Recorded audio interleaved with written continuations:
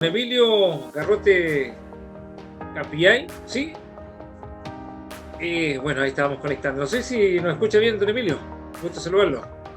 Hola Orlando, buenas tardes. Gracias por la invitación a tu programa Conectado. La verdad que es muy grato poder compartir con la provincia de Chañaral, a todos nuestros auditorios, muy buenas tardes. En Barquito, Freirina, Huasco, Huasco Bajo, también en la provincia de Huasco, que también nos escuchan. Un agrado poder compartir con ustedes en esta tarde. Nosotros igual estamos muy agradecidos con Radio Cobre Mar y Oye Más Radio de que nos haya aceptado el espacio. El tiempo de usted es muy ocupado, pero está dando esos tiempos para acá, para Radio Cobre Mar y para la provincia de Chañaral, provincia del Huasco también. Bueno, hay temas importantes que hoy día yo lo estuve hablando de la ley 21.200. Voy a dar un resumen de lo que vamos a hablar hoy día. En la ley número 21.200, alcance y efectos, los aspectos generales de la ley, normas aplicables a la elección de convencionales, importante hablarlo, quiénes pueden ser candidatos a convencionales constituyentes, problemas que presentan la participación de los independientes y funciones y plazos de funcionamiento de la Convención Constitucional. Estamos por un resumen de la ley número 21.200 que acá en Chañaral por lo menos no hemos conversado ese tema, lo vamos a generalizar un poquito. Bien, claro, acá tenemos que hacer algunas precisiones porque ha generado bastante interés y alguna suspicacia respecto a esta ley 21.200. Aquí hay que aclarar que esta ley 21.200 es una ley de reforma constitucional que se origina a partir de ese acuerdo del 15 de noviembre del año 2019, que luego del estallido social se llega a un acuerdo por la paz y la justicia y una nueva constitución, y por lo tanto se decide reformar la constitución. En dicho acuerdo, los partidos políticos y la clase política en general que participó llegaron a comprometer sus votos para poder reformar la constitución. Hasta ese momento nuestra constitución no permitía crear un nuevo texto constitucional, sino solamente realizar reformas a lo que ya teníamos, ¿ya? Nuestra constitución del 80, que se genera en una dictadura militar, se había ya reformado bastante tiempo. La última gran reforma fue la de 2005, pero ya la sociedad estaba demandando un cambio constitucional y fue esta ley 21.200 la que permite establecer a partir del artículo 130 hasta el 143 este proceso constituyente que actualmente estamos viviendo. Por lo tanto, uno podría hacer el ejercicio siguiente. Para enterarse del proceso, podría buscar la ley 20.200 o bien ir derechamente a la Constitución, que también la encuentran en las páginas web, en Internet, y analizar el artículo 130 al 145, donde está todo el proceso constituyente que nosotros ya iniciamos a partir, desde hasta el 25 de octubre, pero formalmente con el plebiscito que se conoce como plebiscito de entrada en este proceso constituyente. Esa es más o menos la historia a grandes rasgos de lo que es esta ley de reforma constitucional. Bueno, hay aspectos generales que lo estaba hablando usted y normas aplicables a la elección de convencionales. Hablemos un poquito de eso. Claro, acá nosotros ya tenemos que tomar en consideración que a partir del 25 de octubre, con este plebiscito que se denomina plebiscito de entrada, ya iniciamos materialmente este proceso constituyente y la ciudadanía se ha manifestado en el sentido de querer crear una nueva constitución y además ha decidido que esa nueva constitución se cree a través de lo que se conoce como la Convención Constitucional. La Convención Constitucional básicamente se trata de un grupo de ciudadanos que tienen que ser elegidos por nosotros mismos de manera directa y va a estar integrada con 155 personas, ¿ya? A esas personas todavía no está muy claro si le vamos a agregar o no los 24 escaños, que ya están en un primer trámite constitucional, pasando a su segundo trámite constitucional, respecto de pueblos originarios, ¿ya? Algunos postulan que deberían agregarse los 24 o bien restarse los 155. ¿Y por qué son? Sí, díganme. Para que la gente lo entienda, ¿qué son los escaños? Ya, correcto. Sí, eso es súper importante. Lo que pasa es que las constituciones se caracterizan por ser un acuerdo, un pacto social, y por lo tanto, en ese nuevo texto constitucional, a diferencia de que se generó por un grupo de personas, lo vamos a crear todo como parte de esta sociedad, pero la idea es que esté la mayor parte de la sociedad representada, y por lo tanto, en este sentido, hay escaños reservados para nuestros pueblos originarios, es decir, para aquellos que pertenecen a pueblos como los mapuches, los aymara, en nuestro caso los diaguitas, que son de esta zona, los atacameños, etcétera, etcétera. Por lo tanto, ahí se le van a reservar cupos para esos pueblos, que en principio son 24 cupos, ¿ya? Lo que tendrá que decidir en el Congreso, que se está discutiendo, es si a los 155 que se consideran actualmente para la Convención Constitucional se le agregan o se le restan de los 155. ¿Y por qué 155? Y aquí enlazo con la pregunta siguiente que me estaba formulando Orlando. Porque, de acuerdo a esta normativa, para la elección de los convencionales constituyentes se le aplica la misma regla que para la elección de diputados, ¿ya? Y la Cámara de Diputados actual nuestra está compuesta por 155 diputados. Por lo tanto, la Convención Constitucional también va a tener 155 miembros, ¿ya? Y esas personas son ciudadanos de a pie. Yo le llamo de a pie para distinguirlo de aquellos que hacen de la política una profesión.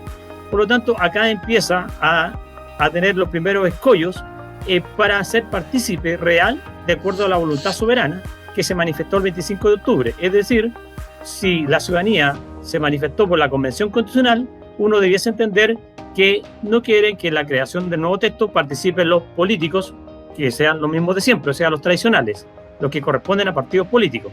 Porque si no, la ciudadanía hubiese elegido la convención mixta, porque en la convención mixta teníamos ciudadanos y también teníamos a los miembros de los partidos políticos, de la clase política, actuales diputados y senadores.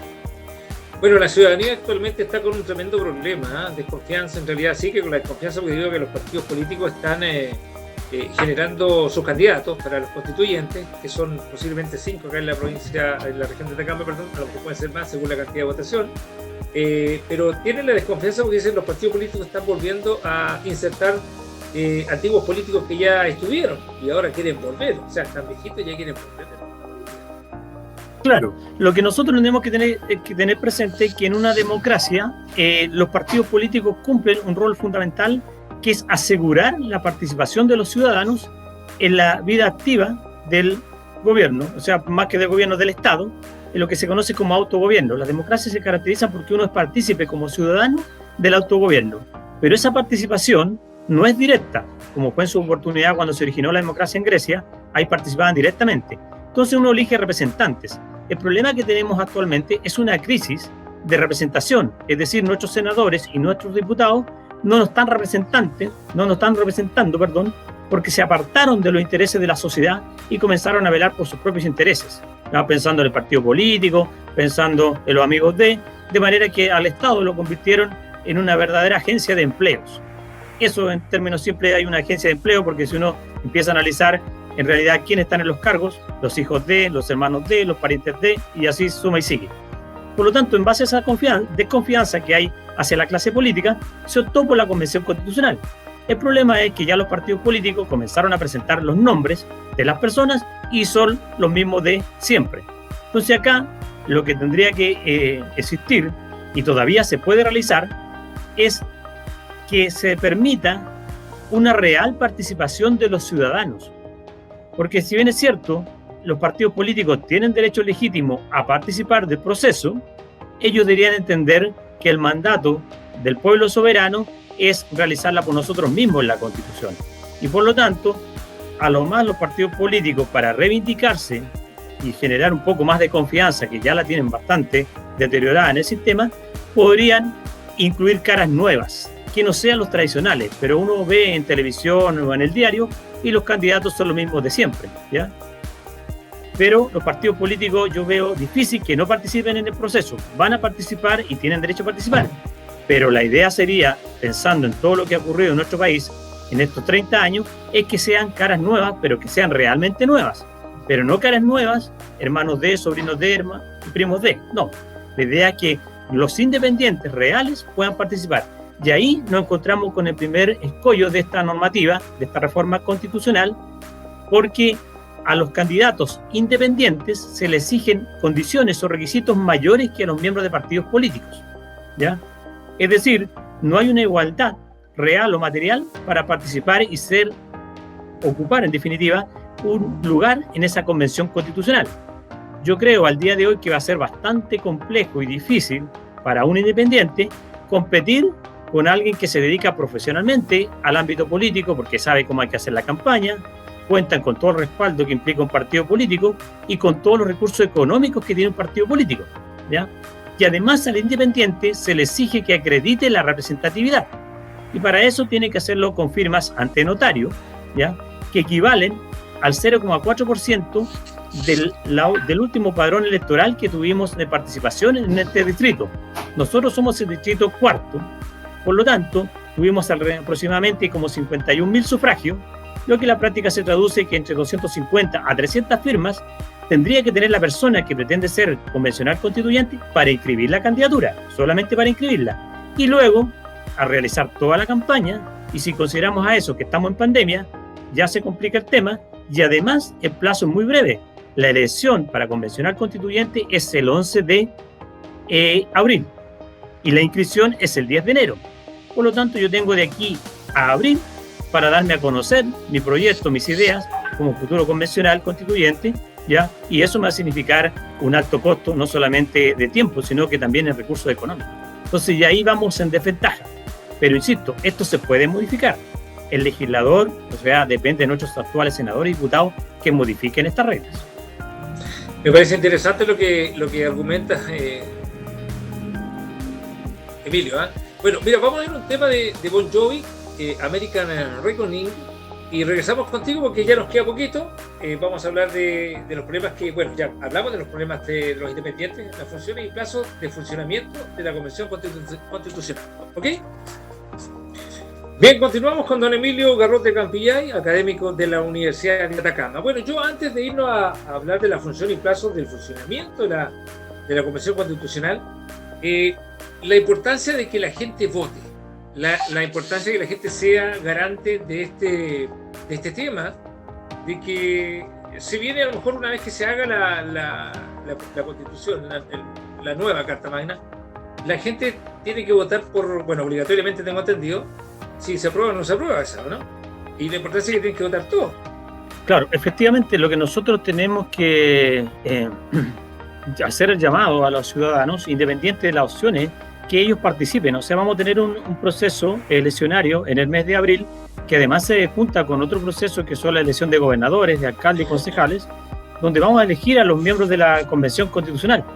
Ojalá en su gran mayoría sean independientes reales, independientes, y en ese sentido es muy importante que los ciudadanos entiendan que es parte de la democracia y es un deber como ciudadano participar en la vida política del Estado, porque después nosotros nos quejamos de que por qué salen los mismos de siempre, es precisamente porque mientras menos gente participe, más les conviene a quienes están en el poder porque les permite perpetuarse en el poder. Entonces, en ese sentido hay que tener mucha claridad al respecto. En este momento nosotros tenemos un 80-20, como se habla, en el sentido de que no cabe duda que la ciudadanía quiere un cambio constitucional, que quiere que la Convención Constitucional esté integrada 100% por ciudadanos, pero no hay que perder de vista que el padrón electoral de nosotros es superior a 14 millones y por lo tanto tenemos casi un 50% de ciudadanos que no sabemos cuál es su postura al respecto, si quieren o no el cambio constitucional, porque este proceso, una vez que se elijan los convencionales constituyentes y estos se dediquen a elaborar la nueva constitución, tiene un plebiscito de salida y como muy bien dices tú, Orlando, este plebiscito de salida tiene un carácter obligatorio del sufragio, es decir, vamos a estar obligados, los que están inscritos, la inscripción acuérdense que es automática, 18 años, y vamos a tener que ir a sufragar para que sea la mayor cantidad de personas que respalden, que legitimen este proceso. Pero en esa oportunidad se nos vuelve a consultar si aprobamos o rechazamos la propuesta de texto constitucional. Y ahí tendríamos un tremendo problema en el evento de que la gente rechace el cambio constitucional, porque en ese sentido continuaría vigente y rige todavía, mientras se redacta el nuevo texto, la Constitución del 80. Pero ¿qué hacemos con todas las demandas sociales? ¿Qué hacemos como en el movimiento social? O sea, yo no me imagino un escenario donde se dé el rechazo, pero eso va a depender de nosotros mismos en el evento que nos comprometamos y participemos del proceso, porque este proceso además no solamente se agota en la elección de los convencionales, también los ciudadanos vamos a poder participar porque este proceso tiene que ser transparente, tiene que ser público. Algunas audiencias van a ser transmitidas por televisión o por redes sociales. Los ciudadanos van a poder asistir a alguna de ellas. En otros casos se va a invitar a personas, ya expertos en materia, para que expongan respecto de los contenidos de esa Constitución. Y aquí un punto importante, no se necesita ser experto en derecho, si bien es cierto van a participar muchos abogados, quizás muchos constitucionalistas, pero la idea es que participen de todos los estratos de la sociedad, o sea, trabajadores, las mujeres, porque además tiene paridad de género este nuevo texto constitucional, ¿ya? No sé, dueñas de casa, estudiantes, obreros, gente de las comunicaciones, etcétera, etcétera, de manera que mientras mayor sea la participación, mayor legitimidad tendrá ese texto y no vamos a correr riesgo que se rechace y quedemos con lo mismo de siempre. Hay un auditor que nos hace otra consulta, gracias por la explicación. ¿Qué pasa con los independientes? Dice que deben ganarle a la lista aunque le ganen en votos a los que conforman la lista. Y la otra pregunta es su opinión relacionada a que los partidos políticos están invitando a independientes a ser parte de sus listas. ¿Cómo operan los votos a ser independientes dentro de las listas que presenten los partidos? Ya, a ver, como se manifestó el mismo 25 de octubre, uno se puede dar cuenta, y esto la sociedad tiene que entenderlo muy bien, que cuando nosotros nos unimos tras un fin común, las cosas se pueden cambiar. Eso hay que tenerlo súper claro. Y eso se logra con la participación. O sea, la mejor forma de manifestarse en una democracia es ejerciendo el derecho a sufragio, ¿ya? Y por lo tanto, entonces ahí la invitación es, primero, a que participen de todo el proceso, ¿ya? En las instancias formales e informales, porque esto hay que conversarlo en juntas de vecinos, en cabildo, incluso en la familia, aunque se dice que en la familia no hay que conversar de política porque genera discusión, pero la verdad es que como tema, eso es un tema que se va a tomar la agenda de nuestra sociedad por harto tiempo. O sea, tenemos 2 años prácticamente que vamos a estar discutiendo estos puntos.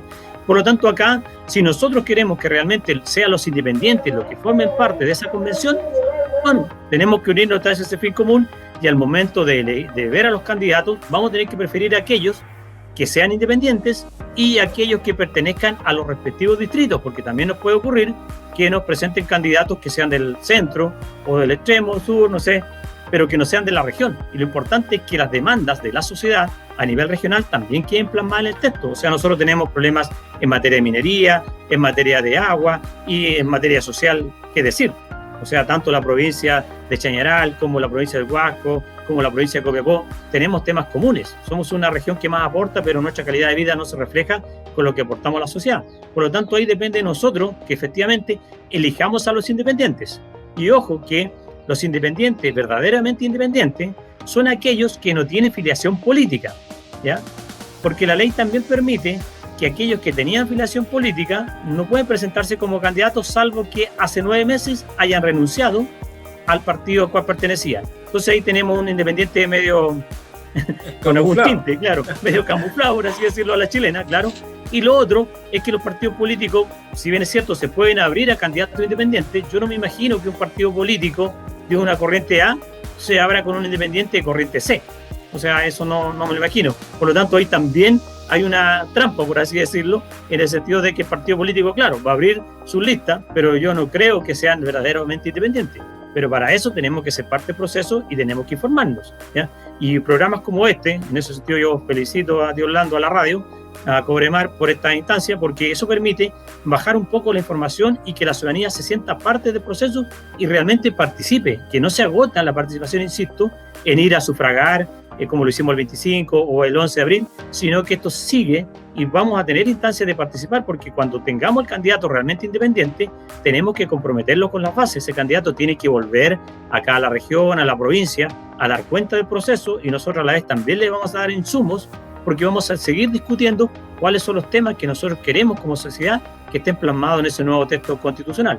Así que esos cambios dependen en gran medida de nosotros, pero también llamar al compromiso a nuestros diputados, a nuestros senadores, para que modifiquen estas reglas, que todavía se pueden modificar, estamos a tiempo, para que permita una real participación de los independientes. Bueno, los independientes van a ser arroz graneado de los partidos políticos, así de simple, porque los partidos políticos van a ser su candidato potente y van a ser arroz graneado. Claro, pero ahí la ciudadanía tiene que ser responsable para elegir al independiente, privilegiar al independiente. Exacto, ese es el llamado. Ya, claro. Dicho, ¿eh? Vamos a irnos a lo último que nos queda de las funciones y plazos del funcionamiento de la Convención Constitucional. Ya. Una vez que tengamos ya los resultados de quiénes son definitivamente los convencionales constituyentes, que ojalá sean los independientes de verdad y no los mismos de siempre, entonces el presidente de la República los va a convocar a una sesión para que ellos comiencen a funcionar. O sea, estamos pensando que si la elección es en abril, entre mayo y junio ya deberían comenzar a operar, y ellos se dedican única y exclusivamente a proponer un nuevo texto constitucional. Y eso hay que tenerlo muy claro, porque las demás instituciones del Estado continúan su funcionamiento en base a las reglas de la Constitución vigente, que es la del 80. Es decir, el Congreso Nacional perfectamente puede avanzar en el ámbito de derechos sociales, que es nuestro gran problema, en temas de previsión, en temas de salud, en temas de educación, preparando esa legislación para el nuevo texto que viene, porque la nueva Constitución no es una aplicación automática, no va a mover los efectos inmediatamente, puede demorarse años. Pero si nosotros adelantamos desde el punto de vista legislativo, pensando en lo que viene, eso perfectamente se puede hacer. Por lo tanto, estas personas lo único que se van a dedicar es a proponer el nuevo texto constitucional y para ello tienen 9 meses. Estos 9 meses se pueden ampliar a 3 meses, es decir, vamos a tener en total, podría eventualmente llegar a 1 año. ¿Ya? Y la primera función que van a realizar es crear su propio reglamento. Ellos van a tener que crear su propio reglamento y este reglamento es súper importante porque aquí va a permitir que el proceso sea de cara a la ciudadanía, que sea un proceso transparente. Por lo tanto, acá nos van a decir dónde van a funcionar, cómo van a funcionar, van a tener que haber una audiencia pública, otras van a tener que ser quizás más reservadas, pero los ciudadanos tienen el derecho y seguir participando en el proceso. Y luego, cuando terminen sus funciones, es decir, estamos pensando ya en 2022, se va a llamar nuevamente la ciudadanía para que esa propuesta que fue elaborada por estos convencionales constituyentes se someta nuevamente a la consideración de los ciudadanos y ahí el voto será obligatorio y nosotros vamos a aprobar o rechazar, ¿ya? Y lo otro también es tomar en consideración que los convencionales constituyentes tienen única y exclusivamente esa función. Es incompatible que puedan desempeñar otra función porque podría generar conflicto de intereses. O sea, todas aquellas personas que ostentan un cargo público, si pretenden ser convencionales constituyentes, al 10 de enero deberán renunciar porque al 11 de enero tienen que inscribir su candidatura. Por ejemplo, dirigentes vecinales, que sería muy importante que participen, dirigentes gremiales, que sean parte de los convencionales, van a tener que renunciar entonces a sus funciones para poder inscribir su candidatura y luego ya no pueden ejercer. Incluso una vez que termine su función, es decir, durante el año que podrían estar funcionando, tiene que transcurrir 1 año más para que recién puedan optar a un cargo de elección popular o un cargo de esa naturaleza, ¿ya? De manera que no haya conflicto de intereses, porque yo puedo aprovechar como plataforma la Convención Constitucional y después me puedo postular diputado o senador. Eso no lo puedo hacer, tiene que pasar a lo menos 1 año. Y ahí tenemos que tener presente, o sea, si usted, ciudadano, quiere pretender ser diputado, senador o candidato presidencial, no vaya a la Convención Constitucional, porque si no queda inhabilitado 1 año y la elección para presidente ya no queda, va a estar dentro del proceso constituyente de elaboración. Bueno, me preguntan en Atacama cuántas firmas mínimas deben presentar los independientes según la última elección. ¿Y qué pasa con el famoso 2/3? Ya. Claro, lo que pasa es que ahí, como el sistema es proporcional, uno lo que tiene que hacer es revisar en la página de CERVEL, es fácil hacer el ejercicio, ya nosotros lo hemos hecho. Uno revisa cuál es la elección que tuvo el 4º distrito. Nosotros pertenecemos al 4º distrito, ¿ya? El 4º distrito, y por lo tanto el 4º distrito tiene 5 representantes, tiene 5 diputados. Nosotros en principio vamos a elegir a 5 representantes, a los cuales por ahora habría que agregar a los de los pueblos originarios de acuerdo a los cupos que nos corresponden, ¿ya? Pero en principio tenemos 5, que equivalen a los que son nuestros 5 diputados actualmente, ¿ya? De esos, como información, no hay ningún independiente, como para que uno se haga la idea, lo complejo es que llegar a ocupar un escaño en la convención como independiente, ¿ya? Entonces, nosotros sumamos esos sufragios y en realidad nos da algo de 51.000 y tantos sufragios que se emitieron válidamente en ese proceso, ¿ya? Por lo tanto, uno debería pensar que el 0,4%, salvo que se rebaje, al día de hoy debe estar entre 250 a 300 firmas.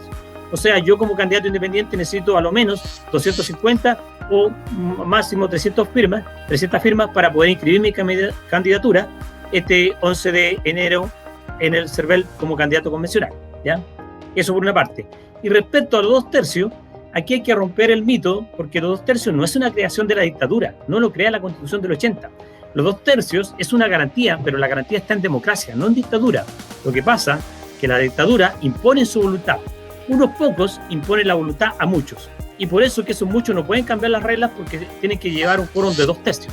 Y eso es muy complejo, porque la dictadura se hace la voluntad del dictador. En cambio, la democracia, los 2/3 nos garantizan a nosotros que no se va a reunir un grupo de amigos y nos van a imponer al resto de la sociedad el nuevo contenido constitucional, sino que yo voy a tener que necesariamente convencer al otro de que lo que yo estoy proponiendo es lo mejor que existe para el país o lo que nos conviene a todos. O sea, son 2/3 partes. Son 2/3 partes. O sea, dividimos el entero en 3 y tenemos 2/3 partes. O sea, si lo sacamos por 155, estamos hablando de 104, 103, por ahí más o menos, de voluntades que se requieren para adoptar un acuerdo en esa convención. Ahora, tampoco es efectivo que los 2/3 lo tenga a la izquierda, a la derecha, los azules, los blancos, los negros. No. ¿Por qué no? Porque depende de lo que yo voy a discutir. O sea, va a depender del contenido. Si yo quiero, por ejemplo, hacer modificaciones a las facultades que actualmente tiene el presidente de la República, y yo estoy pensando que voy a ganar la próxima elección, yo me imagino que el que está pensando que va a ser gobierno en la próxima elección, no va a querer disminuir las facultades del presidente de la República, las va a querer aumentar. En cambio, lo otro, en lo que ven perdida la elección, eso sí la van a querer rebajar. Por lo tanto, los 2 tercios depende del tema que estemos discutiendo. Si estamos discutiendo el sistema económico y alguien propone el sistema neoliberal, que es lo mismo que tenemos actualmente, yo creo que no va a tener los 2 tercios, que los 2 tercios van a estar en su gran mayoría por un Estado más social. Entonces, los 2 tercios dependen del contenido que se va a discutir y también constituye la garantía de que no sean unos pocos, sino que la mayoría se imponga respecto de una minoría, pero siempre respetando a esa minoría, porque esa minoría, en una democracia, el día de mañana puede estar en el gobierno. Esa es la regla, entonces, de los 2 tercios para romper ese mito. Estamos viendo la elección norteamericana en estos momentos, que todavía está muy disputada, y para que la gente entienda, en Estados Unidos cualquier ley que se quiera crear, modificar o derogar, necesita el 60% de los diputados y de los representantes de la Cámara de Representantes, que son lo equivale a nuestra Cámara Baja o Cámara de Diputados, para poder aprobarla. Entonces ahí uno se puede dar cuenta, esto no es un invento chileno, los 2 tercios. Esto es una cuestión que se ocupa como una garantía, insisto, en que no sea un grupo de amigos, como en el curso nos reunimos la mitad más uno y le imponemos al resto. En cambio acá no. Yo tengo que convencer al otro, persuadirlo, a aquel que no piense igual que yo, que efectivamente esto es lo que nos conviene. Entonces ahí tenemos la seguridad que no es una imposición de unos pocos respecto de unos muchos, sino que de los muchos respecto a una fracción que no se va a sentir representada y es una democracia perfectamente aceptable. Bueno, una explicación magistral, Emilio. Yo le agradezco los tiempos que se dan con la radio Cobre Mar y Oye Más Radio de Freirina, de la provincia de Huasco. Y bueno, agradecerle nuevamente, usted se está comprometiendo con Cobre Mar Chañaral de que va a estar una vez a la semana. Así es, sí, una vez a la semana vamos a estar acompañándole aquí a todos los amigos de la provincia de Chañaral y en Cobre Mar, entonces, los días miércoles. Yo creo que el día miércoles hasta ahora podemos estar conversando temas que realmente nos interesan como ciudadanos. En programa Conectados. En programa Conectados, por supuesto, estamos en Conectados, así que hay que seguir conectados hoy más que nunca, sobre todo en este proceso constituyente que estamos viviendo. Yo agradezco la invitación y gustoso en participar y poder apoyar en lo que se pueda a la comunidad y a la sociedad en general. Gracias, don Emilio, que esté muy bien y nos vemos el próximo miércoles. Nos encontramos entonces el próximo miércoles, mucho éxito y que estén muy bien y gracias a Conectado por esta invitación. Un abrazo virtual. Bien, ahí estuvo don Emilio Garrote Campillá y él es académico de la Universidad de Atacama. En Conectados con ustedes y a saber de ustedes.